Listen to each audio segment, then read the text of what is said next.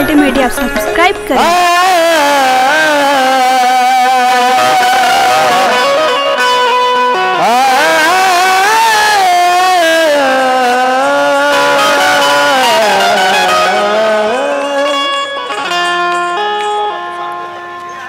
ये छोटा सा मनकबत आप तक पहुंचा रहे हैं हुजूर, उसके बाद बाबा के शान में इंशाअल्लाह कि हम नूर की पैकर की तरफ देख रहे हैं, हम नूर की पैकर की तरफ देख रहे हैं, हम नूर की पैकर की तरफ देख रहे हैं, एक माहे मनव्वर की तरफ देख रहे हैं। हो जाएगा ताबिंदा मेरे घर का मुकद्दर, क्योंकि सरकार मेरे घर की तरफ देख रहे हैं। जाएगा मेरे घर का मुकद्दर, मेरे घर की मुकद्दर, सरकार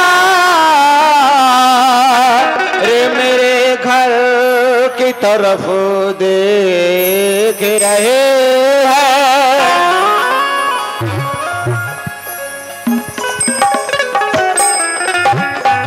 तुझी से नक्श नबी का हमें जुनून मिला, और तेरे रगों में हमें, और तेरी रगों में हमें फातिमा का खून मिला।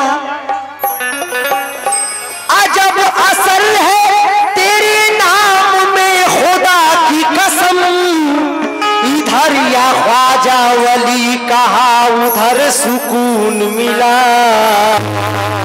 इधर ख्वाजा वली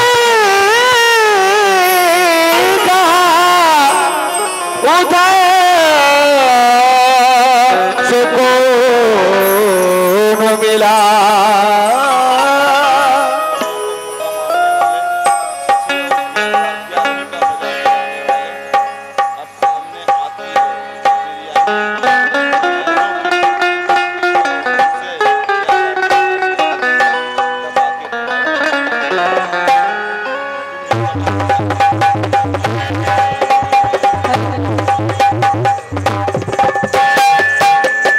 चूंकि आजकल का माहौल चल रहा है, खुदा के वलियों को मुर्दा मानने वालों, छठी और 11वीं का मजाक उड़ाने वालों, ये सुन लो कि यही मेरे गम का राज है, और यही इश्क का, यही गम का राज है, और यही इश्क का साज है।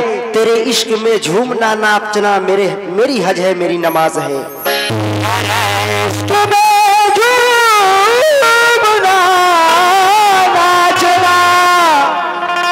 यही मेरी हज है, यही मेरी नमाज है। कि ज़माना चलता है, चलता रहे सरदार के पीछे, और मेरी उम्मीद चलती है मेरे सरकार के पीछे। ज़माना चलता है, चलता रहे सरदार के पीछे, और मेरी उम्मीदें चलती है मेरे सरकार के पीछे। तमन्ना घर की है ख्वाजा ना तख्तो ताज की लालच, अरे मुझे एक झोपड़ी मिल जाए तेरे दरबार के पीछे। मुझे झोपड़ी मिल जाए तेरे दरबार के पीछे। रहमत बरस रही है ख्वाजा तेरी गली में, क्या शान मर्तबा है ख्वाजा तेरी गली में। दोनों जहां की नेमत बटती है तेरे दर से, किस बात की कमी है ख्वाजा तेरी गली में। किस बात की कमी है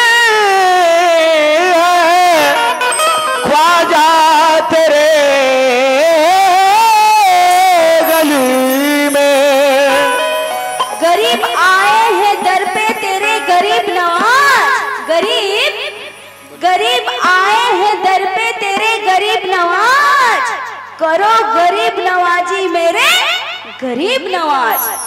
तुम्हारी जात से अपना बड़ा ताल्लुक है कि मैं गरीब बड़ा तू बड़े गरीब नवाज।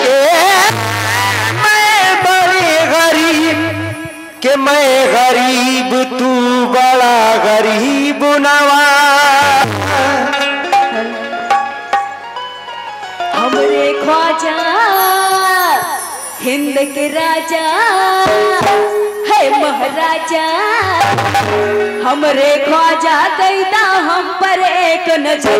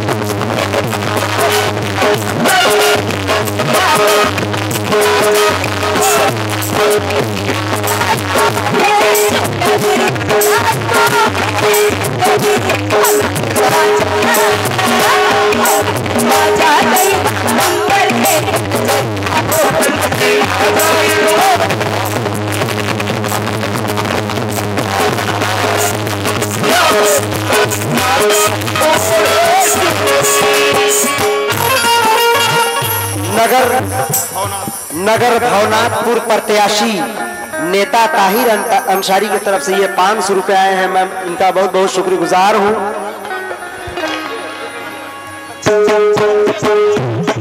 समाज पार्टी की तरफ से क्या बात है।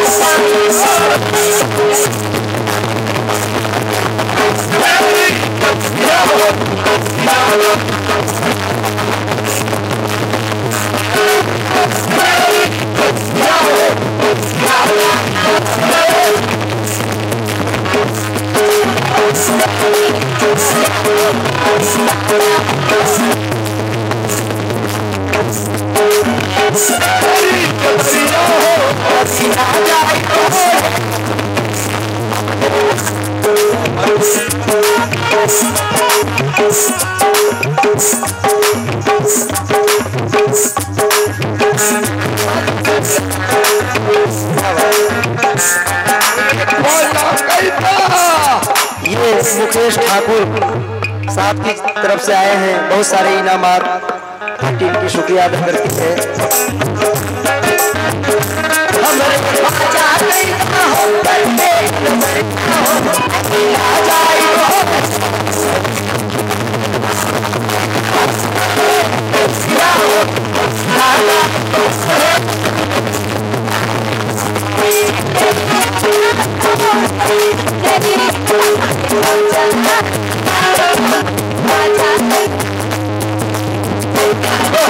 Yeah.